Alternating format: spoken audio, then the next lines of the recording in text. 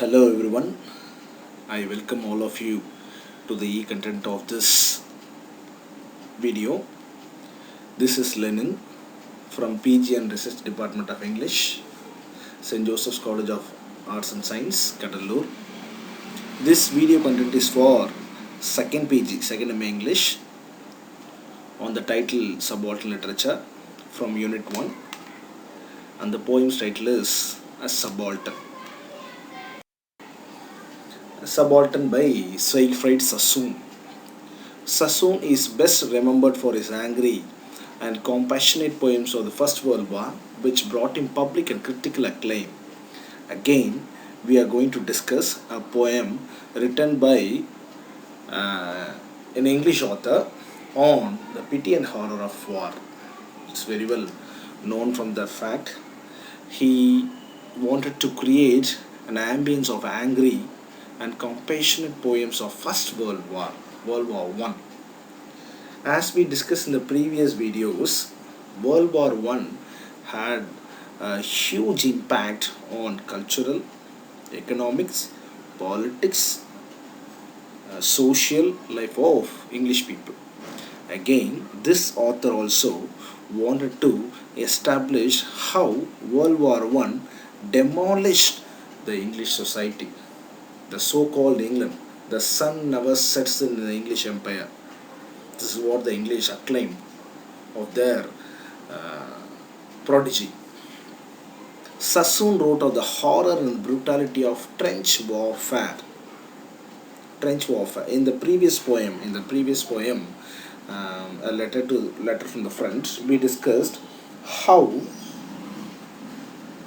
a superior and the inferior military officers had a conversation. In this poem, in this video content, in this e-content, we are going to discuss how the author is going to establish a relationship between two friends who were before and after the war. Both are soldiers. Both are soldiers. Let me discuss. He contemptuously satirized generals, politicians, churchmen for the blind support of the war. Again, an English author going to vehemently condemn the notion of war. In his later poems, often concerned with religious themes, were less appreciated, but the autobiographical trilogy, The Complete Memoirs of George Shurston, won him 2 major awards. So this is regarding the other works of Sassoon. Counterattack and Other Poems collects some of Sassoon's best war poems, all of which are harshly realistic laments or satires. So it's very well known, it is very obvious here from this point that Sassoon is going to attack people who praise war, who acclaim war, who relish wars. The later collection, War Poems of Sassoon, includes 64 poems of the war, mostly written while Sassoon was in hospital recovering from his injuries. So we are going to see the first-hand experience of the person or a soldier who himself experienced the brutality of war. Trench warfare, that's what the author wanted to emphasize. Trench warfare, how people are suffering in the war field, how people are losing their lives, their valuable lives in the war field, how people are feeling a lot because of waging wars. Public reaction to Sassoon's poetry was fierce, even though some readers complained that the poet displayed little patriotism. It is common, right? Criticisms, positive criticism, negative criticism. Some people praised Sassoon, whereas other section of people did not acclaim him. While others found his shockingly realistic depiction of war to be very harsh, he is one of the few poets of his generation without whom the history of English literature will never be complete. So Siegfried Sassoon, in terms of 20th century British literature, that too in poetry, is one of the authors who we cannot miss, who we cannot deny, who we cannot ignore. Definitely, 20th century English poetry must include war poets like Sassoon. Right, we get a small introduction of who is Sassoon, how his poems would be, where he is going to focus, how his poetry and poems receive criticisms or acclaims. What is subaltern? We are talking about subaltern for the past three e-contents. In the past three contents, we focused on subaltern, subaltern, subaltern. What is subaltern? Subaltern means an adjective. It is inferior in rank or status. Person who is below the rank or status of someone. So there would be inferior and superior. There would be superior versus inferior. There would be two persons who would be considered as superior and other one would be inferior. If it is a noun, British commissioned army officers below the rank of a captain. Below the rank of a captain. So definitely there would be a higher official and a subordinate. This is what is mean subaltern. This sonnet, subaltern sonnet, the poem, subaltern is a sonnet means the poem is a sonnet with 14 lines, which is a number of themes are discussed. The poem basically stems from his friendship with D.C. Thomas. Why the author wrote a subaltern poem? What it is very important. He just wanted to explain his relationship, its friendship with D.C. Thomas. Right? Who is D.C. Thomas?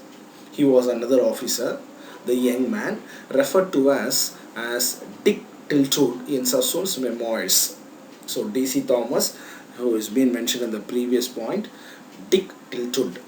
Sassoon had formed a very strong attachment to him. So the loss of a person, the loss of his close friend in Warfield triggered the author to write such a kind of a sonnet.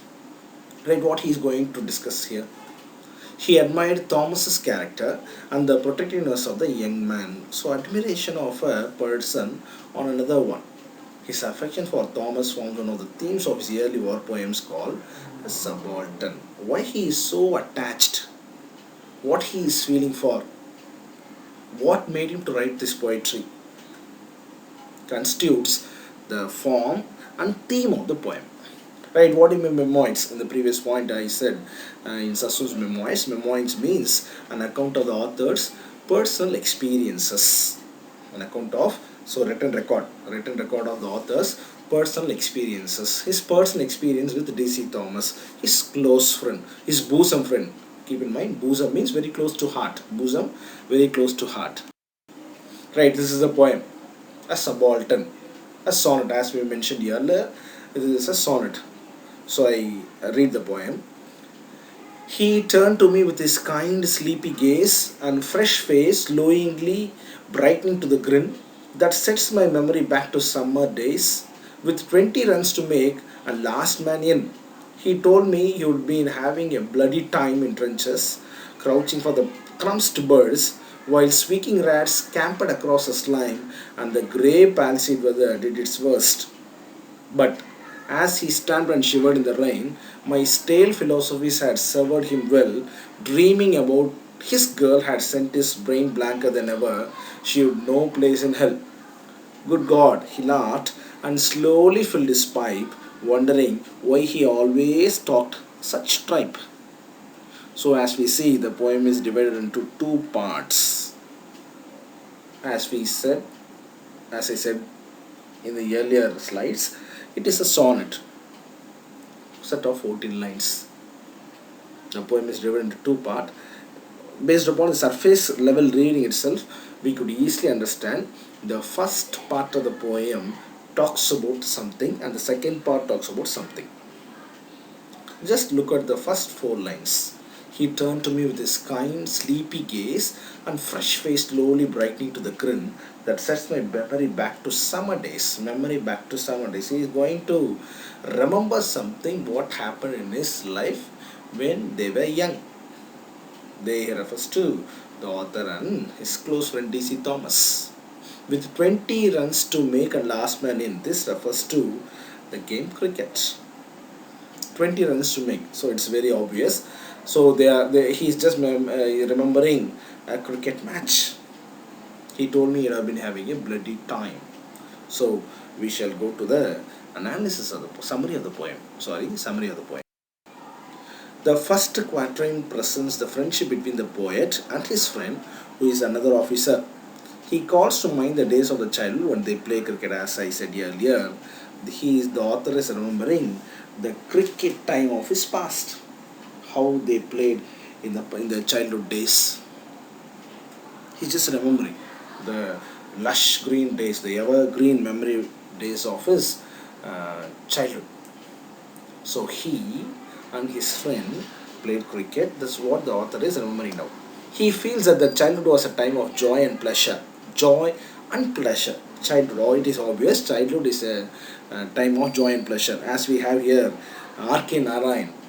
If you come across, if you go, if you read, if you relish, if you ready to read R.K. Narayan, he is the only Indian author who focus on the real joy and pleasure of childhood. Let it be Swami and his friends. Let it be his autobiography, My Days.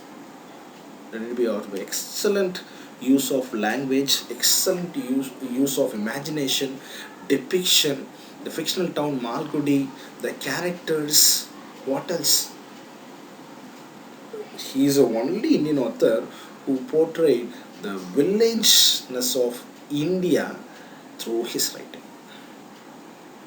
The Indianness of English language. The idea in the second quatrain is in stark contrast, coming back to the poem, our poem. Since I read that line, childhood was a time of joy and pleasure, it made me to go to R.K. Narayan. Indian writing in English is incomplete without touching R.K. Narayan. We cannot relish, we cannot read, we cannot enjoy, we cannot brood, we cannot think Indian writing in English without R.K. Narayan. That much of contribution he had. The idea in the second quatrain, coming to the poem, the idea in the second quatrain is in stark contrast to the bliss and charm days of the childhood. When you are young, you don't have responsibilities, you don't have works, you don't have pressing needs. But as you grow, responsibilities, works will be allotted to you, will be given to you, or will by willingness or by fate. Here also there are two friends who are very enjoyable when they were in their childhood days. They played cricket, they made merry, they were very happy, they were very pleasureful. But now, as time passes, they became very serious. Stark contrast, very different big difference. What is the difference? In his childhood days, a poet as well as his friend used to play cricket. When they played cricket, the subaltern would run along the dry pitch to score maximum runs. He's just remembering how his friend used to score maximum runs. But now, in their adult stage of life, they are in competition with rats. Why rats here? What role did rats play in the poem?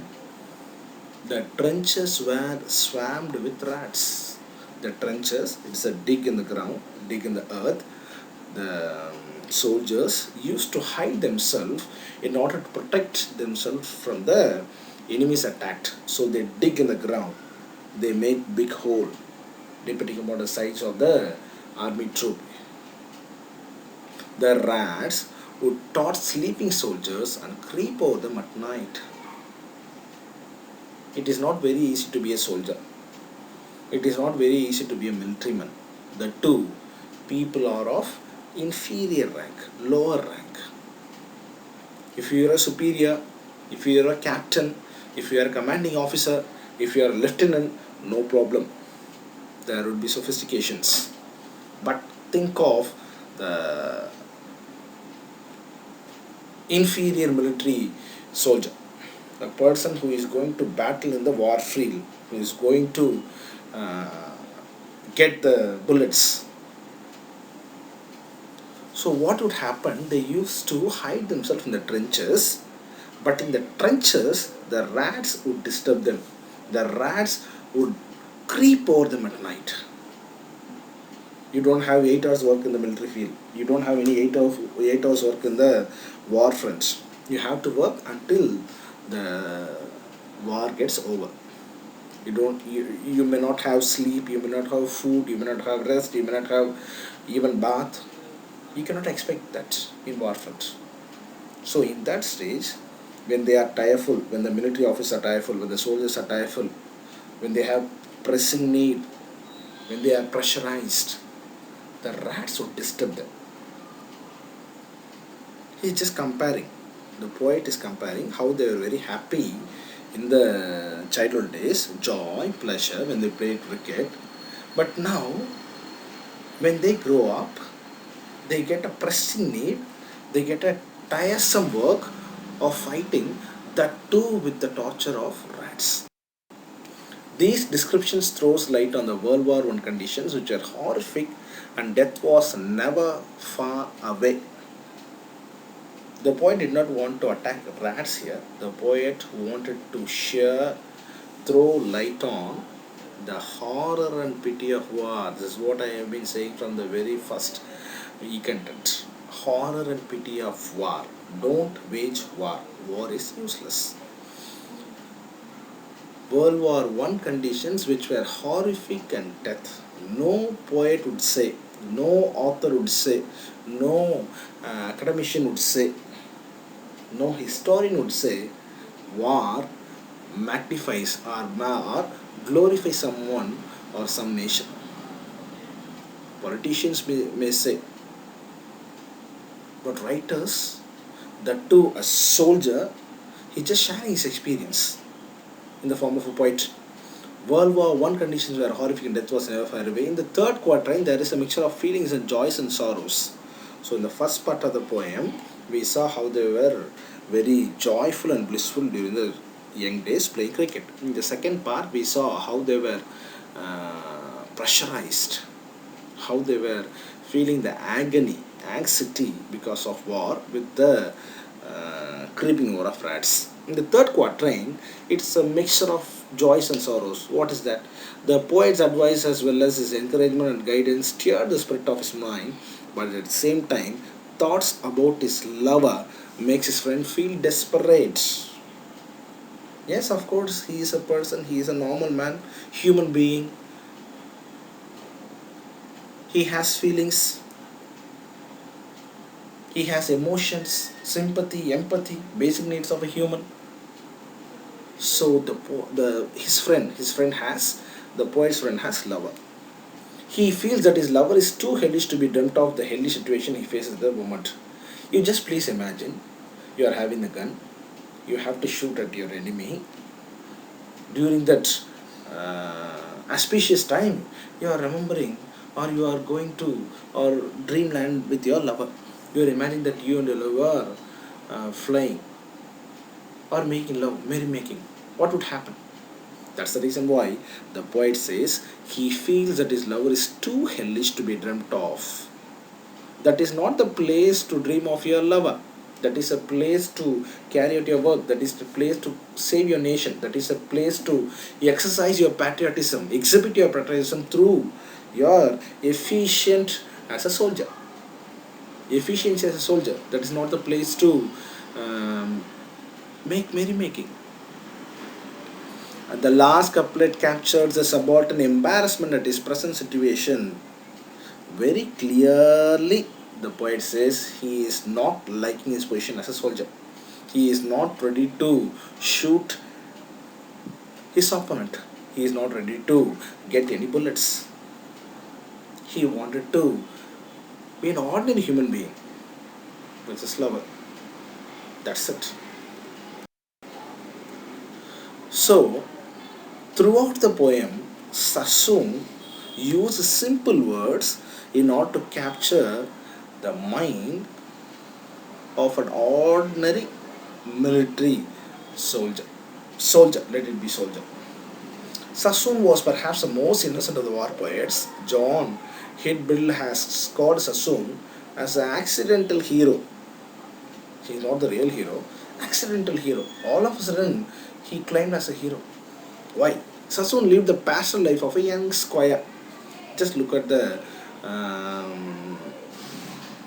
beginning days of Sassoon, childhood days of Sassoon. He was a squire, young squire, fox hunting, cricket playing, golfing, and writing romantic verses were the norms of his childhood days. He was not from the very beginning trained to be a soldier, trained to be an army officer. Just like that, accidentally he came to the warfield. That's the reason why John called him as an accidental hero.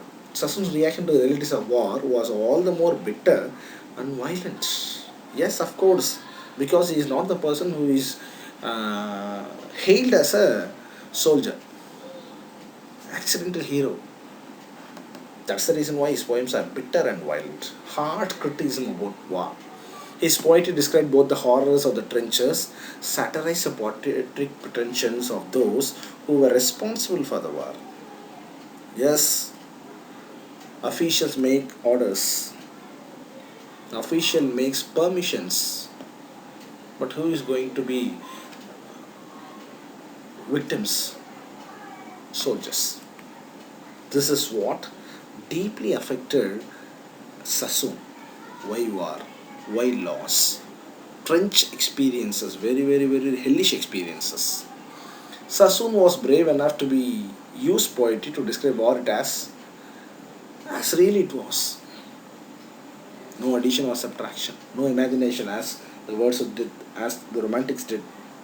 He depicted war as brutalizing. Please make a clear note of this point.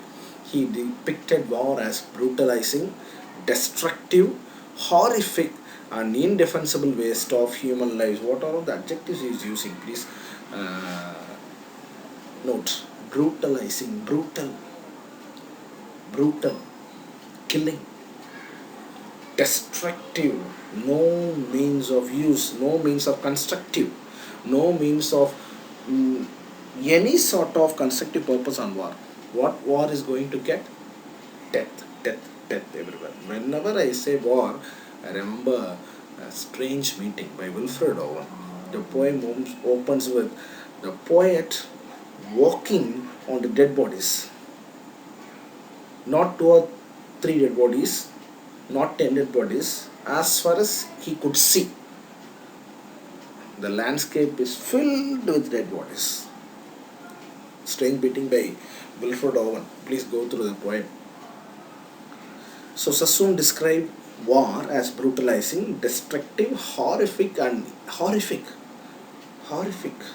and indefensible waste of human lives. It is not bread to be wasted. It is not vegetables to be wasted. It is not some or any sort of material to be wasted. Glorified human lives. Sixth sense, the glorified species on earth. What Sassoon considered, we are wasting this glorified human lives in the name of war. That's what he wanted to attack. That's what he wanted to critique. That's what he wanted to establish. Don't wage wars. One of the reasons for his violent anti-war feeling was the death of his friend. Why he is so depressed? Why Sassoon is very much personally considering war as a brutalizing one, horrific one? Because he lost his friend D.C. Thomas. They were friends. They played cricket together. They were very happy during the childhood days. But he is no more. That's the reason why he wrote this short poetry sonnet. David Cuthbert Thomas, called Dick Tittle in the Scherzen trilogy, Sassoon spent years trying to overcome his grief, but he could not do so. That's the reason why he wrote this sonnet. David Thomas, a subaltern friend, referred to this poet in this poem. Throughout the poem, there is a tone of hatred and aversion towards war. This is what I have been saying from the very beginning. Do not support war. This is what Sassoon claimed. Hatred and aversion towards war. The first four lines brings our nostalgic memories of the sunny childhood days. Nostalgic moments, very very happy moments, evergreen moments, lush green moments, moments and experiences you cannot forget in your lifetime. In the very next line, the warmth and excitement of the past turn to fearful imagery of the war front. All of a sudden, that happiness has been vanished. The happiness has been erased, ignored. There is no happiness now. They are in the war front, having the wrong rifle in hand. They have to shoot the enemies. The narrator describes the present situation as bloody time. Why bloody time? Here, the word bloody suggests two ideas: surface meaning, implied meaning. The word has two meaning: surface meaning and implied meaning. Surface level, bloody denotes the images of blood-stained bodies or the endless spilling of blood everywhere. We know Coleridge says, water everywhere in his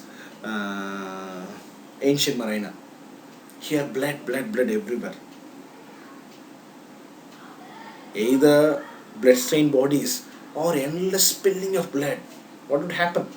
If you shoot a person, blood comes, blood gushes. That's what Shakespeare would say, gushes out of the body. Blood gushes. It also indicates that war is a hateful or unwelcome affair. Bloody. We say in the normal usage, bloody. So the word bloody has two meanings here. Another scary image is that of the life in the trenches. It's not very happy. It's not very comfortable. It's not very sophisticated. Just think of the persons, think of the group, think of the army, think of the troop who are in the trenches. Most of the European nations, especially England, is known for its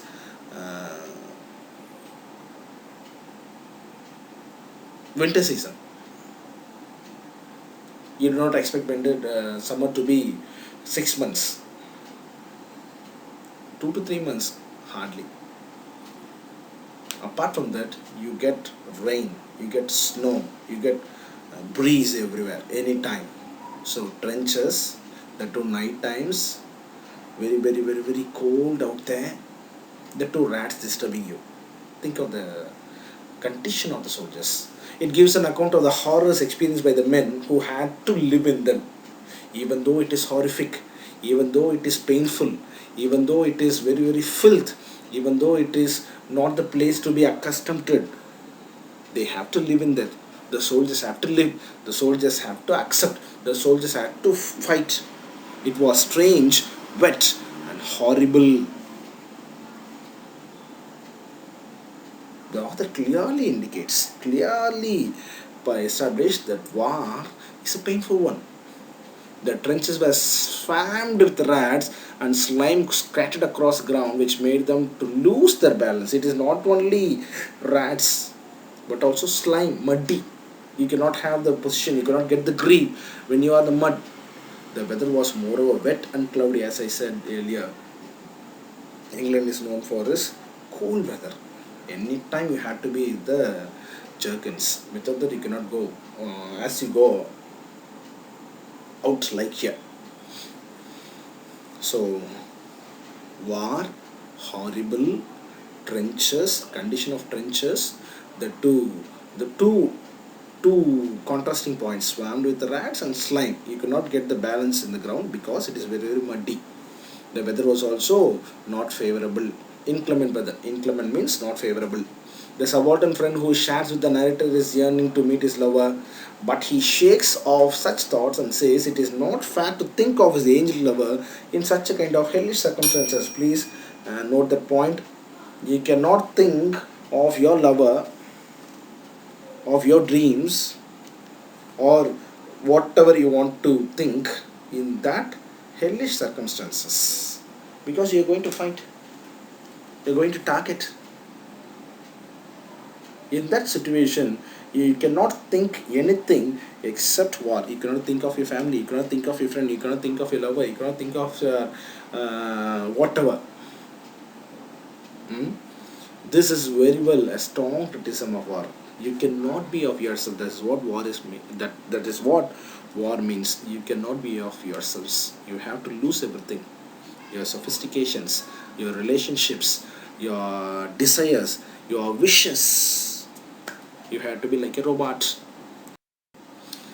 So a subaltern, the poem is a sonnet which a number of themes are discussed. The themes are joys of childhood in the first part of the poetry, the warmth of friendship when when they were playing cricket, when they are sharing the experiences, pleasures and pains of romantic love. In the last part of the poetry, horrors of war are the themes discussed in this poem. The poem basically stems from the friendship of Sassoon with D.C. Thomas. He was another officer, and the young man referred to as Dick Tittled. Sassoon had formed a very strong attachment to him. That's the reason why he wrote this poem. So, regarding the structure of the poem, we saw the theme, we analyzed the poem, we got the summary, we referred line by line, we got the paraphrase. Now, the structure of the poem. This poem is structured in the form of Shakespearean sonnet. Shakespeare, long back we heard Shakespeare. Shakespearean sonnet. Why Shakespearean sonnets? Shakespearean sonnets are written predominantly in a meter called iambic pentameter, a rhyme scheme in which each sonnet line consists of 10 syllables. As you are postgraduates, as you are masters of English literature, you all must know what is iambic pentameter. So you might have had a paper called language. You must have a paper called literary forms also. So these are all terms you must know. So I don't want to elaborate these on this topic. The syllables are divided into five pairs called iambics or iambic feet. An iambic is a metrical unit made up of one unstressed syllable followed by one stressed syllable. So stressed followed by unstressed. There are 14 lines in Shakespearean sonnet. That's what the structure of the poem is. The first 12 lines are divided into three quatrains with 4 lines each. So our poem is not divided into quatrains, only two parts. In the three quatrains, the poet establishes a theme or a problem and then resolves it in the final two lines called the couplet. The rhyme scheme of the quatrain is A B A B C D C D and E F E F. This is what the structure of the poem is all about. So, I hope this e-content, this analysis of the poem would really help you. Thank you for listening. We will meet soon in another video content. Thank you.